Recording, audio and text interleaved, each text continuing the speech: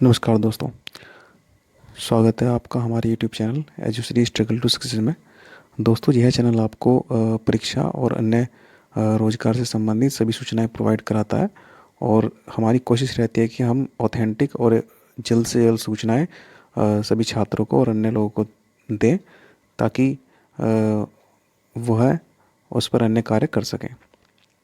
दोस्तों, BEd secondary के जो छात्र हैं और वो स्कॉलरशिप का फॉर्म भरना चाहते हैं या वो भर चुके हैं, तो दोनों ही कंडीशंस में उनके लिए एक ज़रूरी सूचना है। और सूचना कुछ इस तरह की है कि स्कॉलरशिप का फॉर्म जब भरते हैं तो हमें भरने से पहले अभी क्या ध्यान रखना होगा, या अगर भर चुके हैं तो हमें क्या करना होगा। दोनों ही कंडीशंस में ये गलतियाँ होने से बच जाएं, और यह सूचना आप अन्य छात्रों को भी बताएं, ताकि उन्हें भी कुछ इसका लाभ मिल सके। तो चलिए लेके चलता हूँ मैं एक उस नोटिफिकेशन पे जो मुझे कॉलेज के द्वारा आया था और जो उन्होंने अपने छात्रों को दिया है। चलिए लेकर चलते हैं आपको उसको।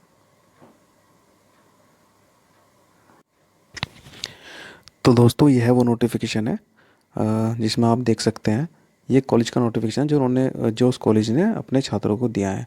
और इस नोटिफिकेशन में लिखा है कि BBA, BCA, BA LLB, BCom LLB, LLB, BEd प्रथम सेमेस्टर वर्ष को छोड़कर के समस्त छात्रों को सूचित किया जाता है कि समाज कल्याण विभाग के नियमावली 2022 के अनुसार नवीकरण हेतु पात्र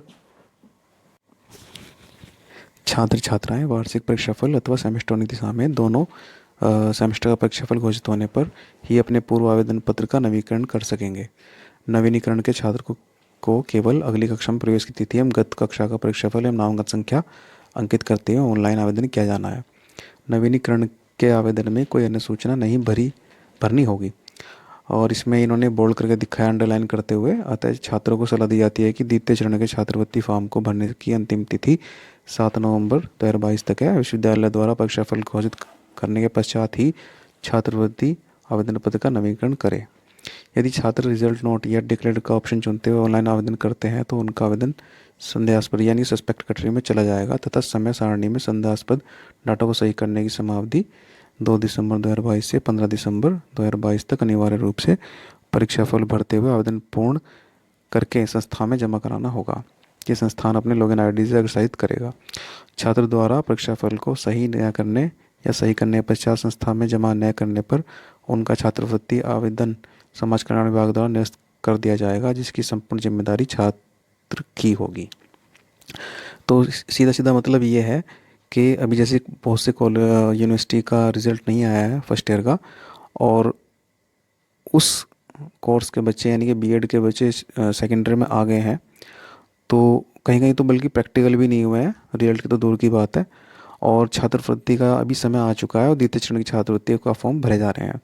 तो उस केस में क्या करना है कि अभी जब तक रिजल्ट नहीं आता है वो छात्र अभी स्कॉलरशिप का फॉर्म ना भरें, क्योंकि ये डेट आगे बढ़ जाएगी। क्योंकि जब तक रिजल्ट नहीं आएगा तो छात्रवृत्ति का फॉर्म भी, ऐसा नहीं है कि रिजल्ट नहीं आया और छात्रवृत्ति का फॉर्म पहले ही बंद हो जाए, ऐसा नहीं है। अगर रिजल्ट देर से आएगा तो छात्रवृत्ति का फॉर्म की डेट भी एक्सटेंड हो जाएगी।